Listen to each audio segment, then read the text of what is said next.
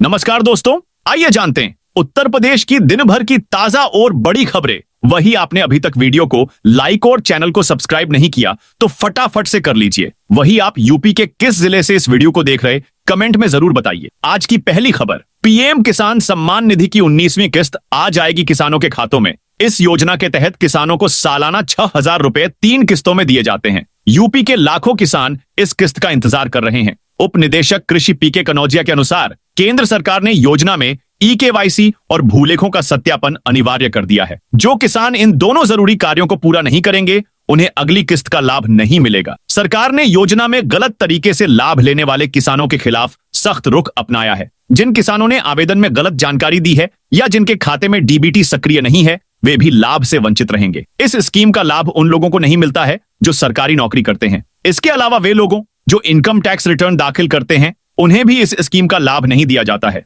वे किसान जिनके पास 2 हेक्टेयर से ज्यादा कृषि भूमि है, उन्हें भी इस स्कीम का लाभ नहीं मिलता है। प्रधानमंत्री किसान सम्मान निधि योजना का लाभ एक परिवार में केवल एक सदस्य ही ले सकता है। वाराणसी के कक्षा 8 तक के स्कूल 25 फरवरी तक बंद। वाराणसी में महाकुंभ के पहले आस्था का सैलाब उमड़ा है। ऐसे में शहर में भारी भीड़ को देखते हुए एक बार फिर शहरी क्षेत्र के सभी स्कूल कक्षा 8 तक बंद कर दिए गए हैं। ये स्कूल अब 27 फरवरी को खुलेंगे। तब तक ऑनलाइन क्लासेस चलेंगी। वहीं ग्रामीण क्षेत्रों में पूर्व की तरह क्लासेस संचालित की जाएंगी। यूपी में बुधवार को स्कूल, कॉलेज, बैंक, सरकारी कार्यालय रहेंगे बंद। प्रदेश सरकार ने बुधवार को सार्वजनिक अवकाश की घोषणा की है। इस दिन देश में महाशिवरात्रि मनाई जाएगी। बड़ी संख्या में भोले बाबा की बारात निकाली जाती है। महाशिवरात्रि के अवसर पर ही 26 फरवरी को महाकुंभ 2025 का अंतिम स्नान है। उत्तर प्रदेश बेसिक शिक्षा परिषद बैंक यूनियन की अवकाश तालिका में 26 फरवरी को अवकाश घोषित किया गया है। कानपुर में महाशिवरात्रि के अवसर पर भोले बाबा के मंदिरों में भक्तों की भीड़ उमड़ी है। जलाभिषेक के लिए लंबी लंबी लेने लग जाती है। बिना गारंटी मिल रहा 5 लाख का लोन अपने काम धंधे के लिए बगैर कर्ज व बैंक गारंटी के 5 लाख रुपए की लोन योजना को लेकर युवाओं में खूब जोश देखने को मिल रहा है। यही नहीं, यह योजना 500 तरह के बिजनेस मॉडल भी बताती है। इससे क्षमता व कौशल के हिसाब बिजनेस मॉडल का चयन कर युवा बेरोजगारों के लिए अपना उद्योग लगाना अब आसान हो गया है। मुख्यमंत्री युवा उद्यमी विकास योजना को शुरू हुए 1 महीना भी नहीं हुआ है और इस योजना को जानने समझने की उत्सुकता बढ़ती जा रही है। योगी सरकार इस योजना को स्वरोजगार की दिशा में गेम चेंजर मान रही है। लाभार्थियों की सुविधा के लिए एमएसएमई विभाग ने एक कॉल सेंटर बनाया है। इस पर रोजाना 5 कॉल प्रति घंटा आ रही है, यानी रोजाना 4000 कॉल पूछताछ के लिए आ रही है। इसमें युवाओं को बताया जा रहा है कि कैसे आवेदन करना है और कैसे लोन मिलेगा और किस तरह का उद्योग लगाना उचित रहेगा। हाल में आए बजट में योगी सरकार ने इस योजना के लिए 1000 करोड़ रुपए का इंतजाम किया है। अगले वित्तीय वर्ष में 1 लाख लोगों को बैंकों से 5 लाख रुपए तक ब्याज मुक्त कर्ज दिलाया जाएगा।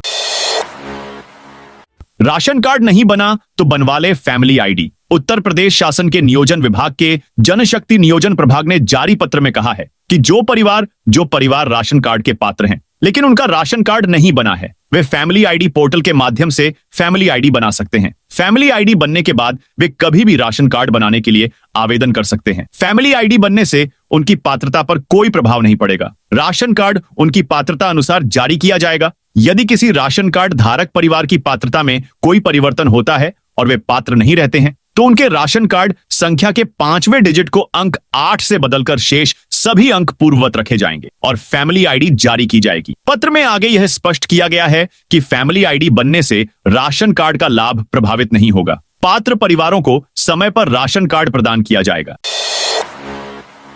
महाशिवरात्रि पर सराफा बाजारों में चांदी की धूम। महाशिवरात्रि पर भगवान शिव की आराधना का सबसे बड़ा पर्व इस वर्ष 26 फरवरी को मनाया जाएगा। इस पावन अवसर पर भक्तगण भोलेनाथ को प्रसन्न करने के लिए विशेष पूजा अर्चना की तैयारियों में जुटे हैं। इस बीच सराफा बाजारों में चांदी की पूजन सामग्री की जबरदस्त मांग देखी जा रही है। चौक सर्राफा एसोसिएशन के महामंत्री विनोद माहेश्वरी ने बताया कि इस बार महाशिवरात्रि को ध्यान में रखते हुए चांदी के विशेष धार्मिक आइटम बाजार में उपलब्ध है, जिनमें बेलपत्र, नाग नागिन का जोड़ा, त्रिशूल, डमरू, पारद शिवलिंग, चांदी का शिवलिंग और चांदी के फ्रेम में शिव परिवार जैसी चीजें शामिल हैं। महाकुंभ नाव वाले 20 गुना किराया वसूल रहे। महाकुंभ का आज 42वां दिन है। मेला खत्म होने में 3 दिन और बचे हैं। आखिरी वीकेंड पर श्रद्धालुओं की भीड़ बढ़ गई है। ऑन्टो, ई रिक्शा, बाइक वालों के साथ नाव वाले भी मनमाना पैसा वसूल रहे हैं। भास्कर रिपोर्टर ने मौजगिरी घाट से संगम तक नाव बुक करने की बात की तो नाविक ने 20,000 रुपए मांगे। सामान्य दिनों में नाव बुक करने पर 1,000 रुपए लेने वाले नाविक आज 20 गुना रुपए वसूल रहे हैं। सिविल लाइंस रेलवे स्टेशन के पास बाइकर्स गैंग है। ये यात्रियों को मेला तक पहुंचाने के लिए महज 2 किमी के 500 रुपए वसूल रहे। इनके खिलाफ पुलिस ने अभियान चलाया। पुलिस ने 84 बाइकें सीज की हैं।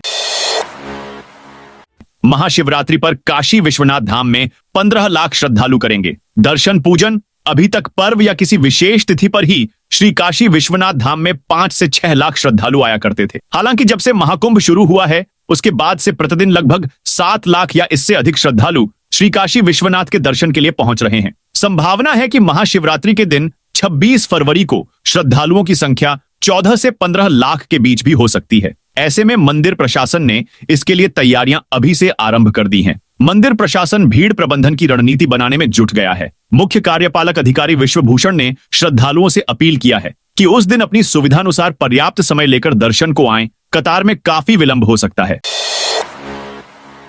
यूपी बोर्ड एग्जाम में 306 परीक्षा केंद्र, अति संवेदनशील स्ट्रांग रूम की 24 घंटे होगी ऑनलाइन निगरानी। यूपी बोर्ड परीक्षा कल यानी 24 फरवरी से शुरू होगी। 12 दिन तक चलने वाली 10वीं और 12वीं की बोर्ड परीक्षाओं को लेकर प्रदेश भर में कुल 8,140 परीक्षा केंद्र बनाए गए हैं। इनमें 306 परीक्षा केंद्र अति संवेदनशील कैटेगरी में रखे गए हैं, जबकि 692 परीक्षा केंद्रों को संवेदनशील की कैटेगरी में रखा गया है। बोर्ड परीक्षा को लेकर स्टूडेंट्स में बढ़ते स्ट्रेस को लेकर सभी केंद्रों हेल्थ एंड काउंसलिंग की सुविधा भी मुहैया कराने के निर्देश दिए गए हैं। आगरा में स्कूल कॉलेजों के बाहर नजर रखेगी पुलिस। आगरा पुलिस कमिश्नरेट में वुमेन सेफ्टी सेल के अंतर्गत अब स्कूल कॉलेजों से समन्वय स्थापित किया जाएगा। स्कूल कॉलेजों की एसोसिएशन और मैनेजमेंट के साथ मीटिंग होंगी। स्कूल कॉलेजों के बाहर एंटी रोमियो की टीमें तैनात रहेंगी। स्कूल कॉलेजों के छात्र अगर यूनिफॉर्म में किसी घटना में लिप्त पाए जाते हैं तो उनके खिलाफ कार्यवाही की योजना बनाई जा रही है। एसीपी महिला सुरक्षा सुकन्या शर्मा ने बताया कि स्कूल कॉलेजों के बाहर हो रही घटनाओं पर रोक लगाने के लिए एंटी रोमियो की टीमें तैनात रहेंगी। इसके साथ ही शिक्षा विभाग और कॉलेज स्तर पर भी मीटिंग की जाएंगी। इन मीटिंग में यह भी बात की जाएगी कि अगर किसी स्कूल या कॉलेज के छात्र यूनिफॉर्म में किसी असभ्य हरकत में लिप्त पाए जाते हैं तो स्कूल कॉलेज के साथ ही छात्र छात्रा के खिलाफ भी कार्यवाही होगी। डीआईयूएस बीएसए के साथ मीटिंग होगी जिससे स्कूल कॉलेजों में इस निर्देश का पालन हो सके। संभल हिंसा के बाद सख्त हुआ प्रशासन। संभल में पिछले साल हुई हिंसक घटनाओं को लेकर प्रशासन शहर की सुरक्षा के लिए संवेदनशील क्षेत्रों सहित 127 स्थानों पर 300 क्लोज सर्किट टेलीविजन सीसीटीवी कैमरे लगाने जा रहा है। एक अधिकारी ने रविवार को यह जानकारी दी। नगर पालिका के अधिशासी अधिकारी मणिभूषण तिवारी ने बताया कि 15वें वित्त आयोग के अनुदान के तहत 2 करोड़ रुपए के सीसीटीवी कैमरे निगरानी के लिए शहर भर में लगाए जा रहे हैं। उल्लेखनीय है कि पिछले साल 24 नवंबर को संभल के कोट गरवी इलाके में मुगलकालीन जामा मस्जिद के सर्वेक्षण के दौरान हिंसा भड़क गई, जिसमें गोली लगने से 4 लोगों की मौत हो गई और कई अन्य घायल हो गए। आगरा पहुंचने पर अखिलेश ने योगी को याद दिलाया होमवर्क। सीएम योगी आगरा में आयोजित यूनिकॉर्न कंपनीज के कॉन्क्लेव में पहुंचे। उन्होंने कहा कि हमारे युवा जॉब क्रिएटर बनने पर फोकस करें। पहले यूपी में अवसर नहीं थे, लेकिन प्रतियोगी छात्रों ने आइडिया पर काम किया है। जो पहले टेक्नोलॉजी में आगे थे वह स्टार्टअप में भी आगे हैं। महाकुंभ से इसका उदाहरण देखा जा सकता है। हमारे युवाओं ने टेक्नोलॉजी से 28,000 खोए लोगों को घर वालों से मिलाया। अखिलेश ने योगी के आगरा पहुंचने पर होमवर्क पूरा करने की बात कही। यूपी में निवेश को बढ़ावा देने को लेकर होटल अमर विलास में कॉन्क्लेव का आयोजन किया गया। योगी ने युवाओं की तारीफ करते हुए कहा कि ग्रोथ इंजन के तौर पर आप लोगों ने प्रेरणा के तौर पर काम किया है। हर क्षेत्र में बहुत बड़ी उपलब्धि हासिल की जा सकती है। एक 5वीं पास हमारे पास आया, उसे हमने डेयरी खुलवाई। उसका टर्नओवर 1500 करोड़ का है, जिससे 42,000 लोग जुड़े हैं। सावधान, सड़क पर गाड़ी खड़ी की तो हो जाएगी दिक्कत। यातायात नियमों को ताक पर रखने और सड़क पर कहीं भी गाड़ी पार्क कर देने वाले सावधान हो जाएं। अब ये आदत महंगी पड़ सकती है। मुख्यमंत्री योगी आदित्यनाथ के सख्त होते ही परिवहन विभाग ने पूरे प्रदेश में शनिवार को सड़क पर खड़े वाहनों के खिलाफ कार्रवाई शुरू कर दी। लखनऊ, कानपुर प्रयागराज मार्ग, बागपत, अंबेडकर नगर, चंदौली, गाजीपुर, बाराबंकी, संत कबीर नगर, आगरा, कानपुर देहात, सिद्धार्थनगर, गोंडा, कुशीनगर, मेरठ, सोनभद्र, वाराणसी समेत कई जिलों में सख्ती से अभियान चला।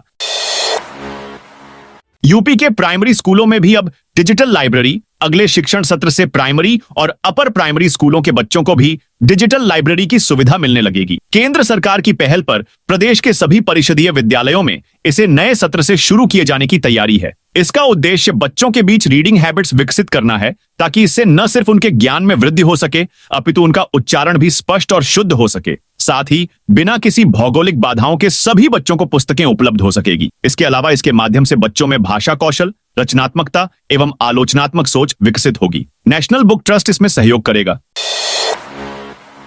सामूहिक विवाह में बड़ा फर्जीवाड़ा, 3 बच्चों का पिता निकला। दूल्हा यूपी के अमरोहा में सामूहिक विवाह समारोह के दौरान बड़ा फर्जीवाड़ा सामने आया है। यहां शादी करने के लिए 3 बच्चों का बाप भी पहुंच गया। उसने युवती संग शादी की और अतिथियों से आशीर्वाद भी लिया। विवाह संपन्न होने पर अधिकारियों को जब पूरे मामले की जानकारी हुई तो हड़कंप मच गया। आनन फानन सीडीओ ने संबंधित ग्राम पंचायत सचिव को निलंबित करने के साथ ही दूल्हा दुल्हन के खिलाफ मुकदमा दर्ज कराए जाने का निर्देश जारी किया।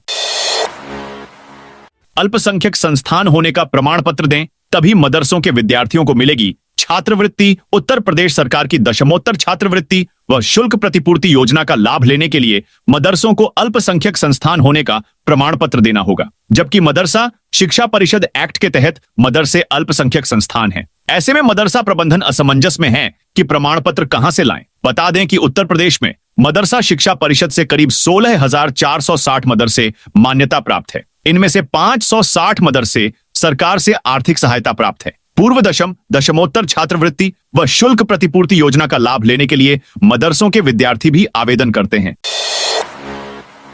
मुजफ्फरनगर में पुलिस की ताबड़तोड़ कार्रवाई। यूपी के मुजफ्फरनगर में पुलिस की ताबड़तोड़ कार्रवाई की है। पिछले 12 घंटे के भीतर 4 थानों की पुलिस ने मुठभेड़ के दौरान 6 बदमाशों को गिरफ्तार किया है। गिरफ्तार किए गए बदमाशों में से 5 बदमाश पुलिस की गोली लगने से घायल हो गए। पुलिस ने लूट और कई की घटनाओं को खुलासा किया है। मुख्यमंत्री योगी आदित्यनाथ ने कहा कि युवा जॉब क्रिएटर बने। यूपी में इसकी अपार संभावनाएं हैं। जल्द ही प्रदेश 1 ट्रिलियन इकोनॉमी वाला प्रदेश बनेगा। कृषि के साथ सनातन ज्ञान व परंपरा की भूमि उत्तर प्रदेश है। निवेश को बढ़ावा देने व निवेश के प्रस्तावों को धरातल पर उतारा जा रहा है। निवेश को बढ़ावा देने को लेकर यहां कॉन्क्लेव का आयोजन किया गया है। इसमें देश भर के यूनिकॉर्न कंपनी के लोग विचारों का आदान प्रदान कर रहे हैं। कोई भी यूनिकॉर्न कंपनी बिना निवेशकों के आगे नहीं बढ़ती है। योगी ने कहा कि दुनिया में अपने नवाचार से डिजिटल अर्थव्यवस्था यूनिकॉर्न लोहा मनवा चुके हैं। रविवार को यूनिकॉर्न कॉन्क्लेव में उन्होंने कहा कि इलेक्ट्रिक बसों का संचालन बढ़ाया जा रहा है। सिटी बसों से लेकर रोडवेज के बेड़े का यह हिस्सा बन चुकी है। महाशिवरात्रि तक 24 घंटे 75 जिलों से चलेंगी महाकुंभ की बसें। महाशिवरात्रि की महा तैयारी शुरू हो गई है। शनिवार से प्रदेश के सभी 75 जिलों से रोडवेज बसों का संचालन शुरू कर दिया गया। यह बसें 24 घंटे चलाई जाएंगी। शनिवार को रात 9 बजे तक लगभग 2200 बसें चलाई गई। यूपी रोडवेज के सहारनपुर, मेरठ, आगरा, अलीगढ़, मुरादाबाद, गाजियाबाद, बरेली परिक्षेत्र के लिए शनिवार को बसों की संख्या बढ़ा दी गई। शनिवार को भीड़ को देखते हुए वाराणसी, आजमगढ़, गोरखपुर, देवीपाटन परिक्षेत्र के लिए सर्वाधिक बसें चलाई गई। यात्री प्रदेश के किसी भी हिस्से से आ रहे होंगे, उन्हें रोडवेज बसें प्रयागराज पहुंचाएंगी और वापसी की भी राह आसान करेंगी। इस बार महाशिवरात्रि पर रोडवेज ने अपनी रणनीति में बदलाव किया है। महाकुंभ में वीकेंड पर श्रद्धालुओं का सैलाब। दिव्य और भव्य महाकुंभ में शनिवार को अनुमान से अधिक श्रद्धालुओं की भीड़ उमड़ी। सुबह से लेकर शाम तक बड़ी संख्या में स्नानार्थियों को आगमन होता रहा है। इससे मेला क्षेत्र के बाहर चौतरफा कई घंटे तक जाम लगा रहा है। आज मेला खत्म होने से पहले का आखिरी वीकेंड है। इस वजह से रविवार को भी बड़ी संख्या में श्रद्धालु पुण्य की डुबकी लगाने पहुंचे हैं। ऐसे में प्रयागराज में जाम के कारण हालात बदतर हो गए हैं। आपको बता दें कि प्रयागराज में 25 किलोमीटर का लंबा जाम लगा है। इससे लोगों को दिक्कतों का सामना करना पड़ रहा है। रीवा, वाराणसी और कानपुर सहित अन्य रास्तों पर भी वाहनों की लंबी कतार है।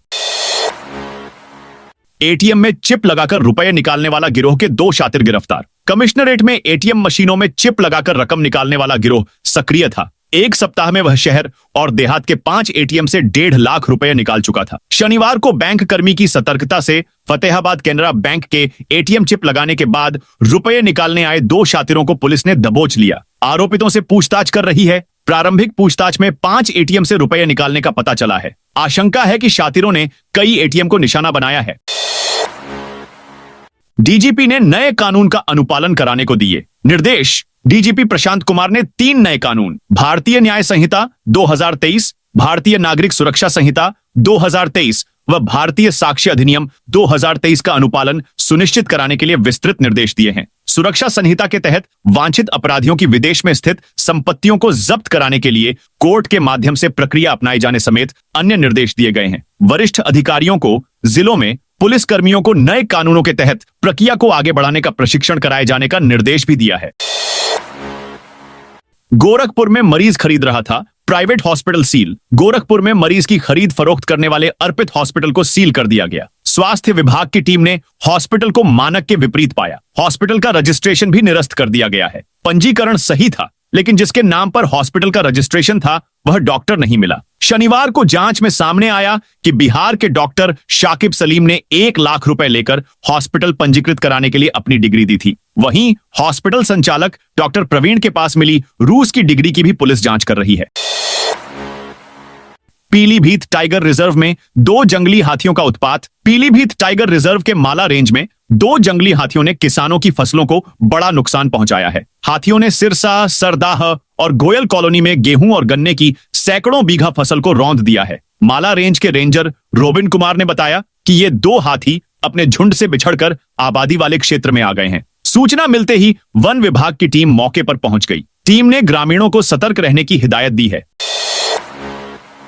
अयोध्या में स्कूल के यूनिफॉर्म में परीक्षा देने जाएं। परीक्षार्थी महाकुंभ के दौरान अयोध्या में श्रद्धालुओं की भारी भीड़ है। ऐसे में कल 24 फरवरी से यूपी बोर्ड की परीक्षा भी शुरू हो रही है। सबसे बड़ी चुनौती अयोध्या धाम के परीक्षा केंद्रों में परीक्षा देने वालों परीक्षार्थियों के सामने आएगी। अयोध्या धाम में 3 परीक्षा केंद्र बनाए गए हैं। यह परीक्षा केंद्र है तुलसी बालिका inter college, Shivdayal Jaiswal inter college और महाराजा इंटर कॉलेज है। DIUS डॉक्टर पवन तिवारी ने बताया कि तीनों परीक्षा केंद्रों पर नोडल अधिकारी तैनात किए गए हैं। ये सभी अधिकारी बैरियर पर मौजूद रहेंगे और वह परीक्षार्थियों को परीक्षा केंद्र तक पहुंचाने के लिए काम करेंगे। यूपी में होली आते ही मिलावटखोरी शुरू। होली नजदीक आते ही एक बार फिर मिलावटखोरी शुरू हो गई है। बाजार में खपाने के लिए गोरखपुर में नकली खोवा पहुंच रहा है। खाद्य सुरक्षा विभाग की टीम शनिवार सुबह रेलवे स्टेशन बस स्टैंड पर पहुंची तो अलग अलग बसों से कानपुर की मंडी से लाए गए 14 बोरी खोवा को वाहन में रखवा रहे लोग उसे छोड़कर फरार हो गए। खाद्य सुरक्षा विभाग के अनुसार 6 लोगों के नाम से मंगाए गए इस खोवे का वजन करीब 10 क्विंटल है। दोपहर बाद एक व्यक्ति खाद्य सुरक्षा विभाग के ऑफिस पहुंचा और अपना 4 गत्ता माल ले गया। शेष माल विभाग के दफ्तर में रखा गया है। अगर सोमवार तक कोई दावेदार नहीं आया तो सैंपल लेकर सारा माल नष्ट कराया जाएगा। राकेश टिकैत की चेतावनी। गाजियाबाद के लोनी स्थित मंडोला गांव में रविवार को किसान मजदूर महापंचायत का आयोजन किया गया। इस महापंचायत में भारतीय किसान यूनियन के प्रवक्ता राकेश टिकैत ने हिस्सा लिया। मंडोला गांव के किसान 2014 से धरने पर बैठे हैं। यहां आवास विकास द्वारा की गई जमीन अधिग्रहण की कार्रवाई का विरोध कर रहे हैं। टिकैत ने कहा कि प्रशासन और सरकार को इस मामले में हस्तक्षेप कर बातचीत करनी चाहिए। किसान नेता ने बताया कि आवास विकास 10% भूखंड देने की बात कर रहा है, लेकिन उसका बैनामा नहीं कर रहा है। उन्होंने मांग की कि किसानों के घर खेतीबाड़ी का अधिग्रहण नहीं किया जाना चाहिए, चाहे उनकी बाउंड्री वॉल घास फूस की ही क्यों ना हो। टिकैत ने चेतावनी दी कि अगर सरकार और प्रशासन ने उनकी मांगों पर ध्यान नहीं दिया तो आंदोलन और तेज किया जाएगा। राहुल पर भड़के मायावती के भतीजे। बहुजन समाज पार्टी बसपा के नेशनल कोऑर्डिनेटर और पार्टी प्रमुख मायावती के भतीजे आकाश आनंद ने उदित राज के बहाने कांग्रेस नेता राहुल गांधी पर निशाना साधा है। उन्होंने कांग्रेस पर बहुजन मूवमेंट के अपमान का आरोप लगाते हुए उदित राज को पार्टी से बाहर करने की मांग की। आकाश आनंद ने यहां तक कहा कि संसद में शोर करने और दलित छात्रों के साथ फोटो खिंचवाने से राहुल गांधी दलितों के हितैषी नहीं बन सकते हैं। उन्हें बाबा साहेब का अपमान करने वाले इस अवसरवादी नेता को तत्काल पार्टी से बाहर करना चाहिए। यूपी बोर्ड परीक्षा से पहले शिक्षा विभाग में बड़ी लापरवाही उजागर। 24 फरवरी से शुरू हो रही यूपी बोर्ड परीक्षा से पहले शिक्षा विभाग में बड़ी लापरवाही उजागर हुई है। गोरखपुर में शासन के निर्देशों के बावजूद डिब्बार शिक्षक की ड्यूटी लगाई गई थी, जिसे बाद में आनन फानन में हटाया गया। इस गलती के कारण शिक्षा विभाग को डांटा खंगालने की प्रक्रिया तेज करनी पड़ी। बोर्ड परीक्षा में डिब्बार शिक्षकों की नियुक्ति पर रोक के बाद जिला विद्यालय निरीक्षक कार्यालय ने पुनः जांच शुरू की। इसी क्रम में गोरखपुर के जंगल कौड़िया स्थित अब्बू राम तुर्कवालिया विद्यालय में प्रधानाचार्य अशोक कुमार द्विवेदी की ड्यूटी केंद्र व्यवस्थापक के रूप में लगी थी, जबकि वे पहले ही डिबार किए जा चुके थे। मामला सामने आने के बाद तत्काल प्रभाव से उन्हें हटाकर विद्यालय के सहायक अध्यापक पन्नीलाल को 20 फरवरी को केंद्र व्यवस्थापक के रूप में तैनात किया गया। नियमों के अनुसार विद्यालय के प्रधानाचार्य को ही केंद्र व्यवस्थापक बनाया जाता है, लेकिन लापरवाही देखी गई। प्रिंसिपल अशोक द्विवेदी पूर्व में नोएडा में तैनात थे और जुलाई में उनका स्थानांतरण गोरखपुर हुआ था। बताया जा रहा है कि नोएडा में वे डिबार की सूची में शामिल थे। आजमगढ़ में 94 यूनिट का आया 800 करोड़ का बिल। आजमगढ़ में बिजली उपभोक्ता का 94 यूनिट का लगभग 800 करोड़ का बिजली बिल आया है। बिल देखने के बाद से उपभोक्ता टेंशन में है। वह बिल में सुधार को लेकर अब अधिकारियों के चक्कर लगा रहा है। प्राइवेट स्कूलों ने परीक्षार्थियों के डाटा अपलोडिंग में गलती। यूपी बोर्ड परीक्षार्थियों के आवेदन फॉर्म भरते समय ऑनलाइन डाटा फीडिंग में निजी स्कूलों के प्रबंधकों ने बड़ी लापरवाही की है। इससे रविवार को भी राजकीय जुबिली इंटर कॉलेज में कई निजी स्कूल प्रबंधक व उनके प्रतिनिधि बच्चों के नाम और विषय में हुई त्रुटि को सुधरवाने के लिए पहुंचे हैं। कई स्कूल प्रबंधकों ने इसके लिए माफी भी मांगी है। बता दें, इससे पहले जब ऑफलाइन प्रक्रिया होती थी तो सभी त्रुटियों को बोर्ड के माथे मढ़ दिया जाता था, लेकिन अब ऑनलाइन आवेदन फॉर्म भरे जाते हैं। बोर्ड ने इसके लिए ऑनलाइन सुधार का मौका भी दिया था। उसकी तिथि 17 फरवरी तक थी। सरकारी कार्यालयों व भवनों में स्मार्ट मीटर लगाए जाने का आदेश जारी। उत्तर प्रदेश के सभी सरकारी कार्यालयों एवं भवनों में स्मार्ट मीटर लगाने का आदेश जारी कर दिया गया है। अभी तक मौखिक आदेश के तहत मीटर लगाए जा रहे थे। पावर कॉर्पोरेशन का दावा है कि अब तक करीब 2000 से अधिक भावनाओं में प्रीपेड स्मार्ट मीटर लगाए जा चुके हैं। जारी किए गए आदेश में कहा गया है कि स्मार्ट मीटर लगाने के कार्य को 31 मार्च तक पूरा किया जाना है। अभी तक इस मामले में जारी कार्य की प्रगति काफी धीमे है। ऐसे में सरकारी कार्यालयों व भवनों में स्मार्ट मीटर लगाने के काम को तय समय सीमा में पूरा करने का आदेश जारी किया गया है।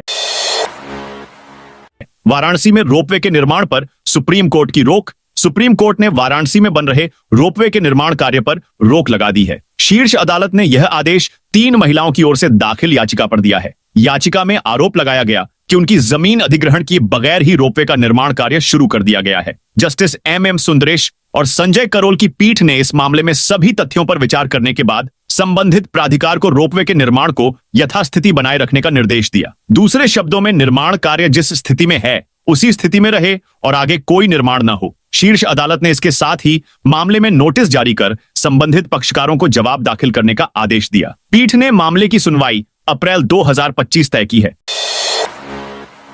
यूपी के इस स्मार्ट सिटी में बिना रेबिज इंजेक्शन लगे घूम रहे 15,000 कुत्ते। यूपी के स्मार्ट सिटी बरेली में शहर से लेकर देहात तक सड़कों पर घूम रहे आवारा कुत्तों का आतंक बढ़ता जा रहा है। नगर निगम की सीमा में 15,000 से अधिक आवारा कुत्ते बिना रेबिज इंजेक्शन और बधियाकरण के घूम रहे हैं। गर्मियों में आवारा कुत्तों के स्वभाव में बदलाव होता है, जो लोगों के लिए खतरा है। नगर निगम ने 2024 से शहर में आवारा कुत्तों को रेबिज इंजेक्शन व बधियाकरण करने का काम शुरू किया था। Society for human and animal welfare agency को काम दिया गया है। एजेंसी कुत्तों को पकड़ने, छोड़ने, एंटी रैबीज, बाधियाकरण, उपचार के लिए रेट तय किए थे।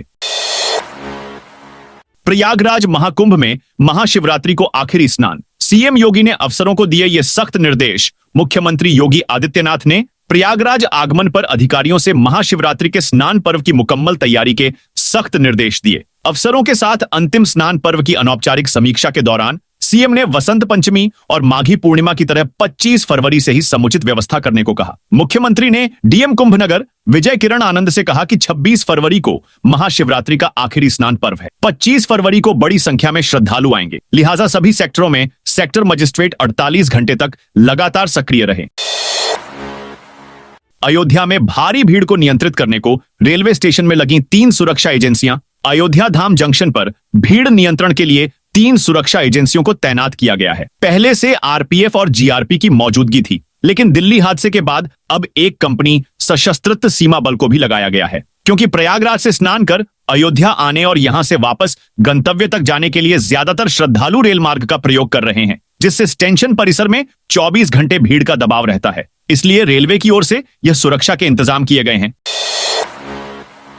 महाशिवरात्रि के पहले होटल, फ्लाइट और ट्रांसपोर्ट सब मनहगे। महाशिवरात्रि के करीब आने के साथ ही भारत का सबसे बड़ा धार्मिक उत्सव महाकुंभ अपने समापन के करीब पहुंच रहा है, लेकिन इसका क्रेज कम होने का नाम नहीं ले रहा है। लगातार भारी भीड़ प्रयागराज में प्रवेश कर रही है। लगभग 61 करोड़ श्रद्धालु पहले ही त्रिवेणी संगम में पवित्र डुबकी लगा चुके हैं और महाशिवरात्रि को अंतिम अमृत स्नान तक यह संख्या 65 करोड़ से अधिक हो जाने की उम्मीद जताई गई है। प्रयागराज आने वाले श्रद्धालुओं को फ्लाइट, होटल और स्थानीय परिवहन सेवाओं के लिए सामान्य कीमतों की तुलना में 300% तक अधिक भुगतान करना पड़ता है। मीडिया रिपोर्ट्स की माने तो महाकुंभ के लिए हवाई यात्रा करने वाले 87% यात्रियों ने सामान्य हवाई किराए से लगभग 50 से 300% अधिक भुगतान किया। वहीं होटल, टेंट जैसे किराए के आवास का लाभ उठाने वाले 67% श्रद्धालुओं को भी इसी तरह की बढ़ोतरी का सामना करना पड़ा। दोस्तों, ये थी उत्तर प्रदेश की दिन भर की ताजा और बड़ी खबरें। जय हिंद, जय भारत।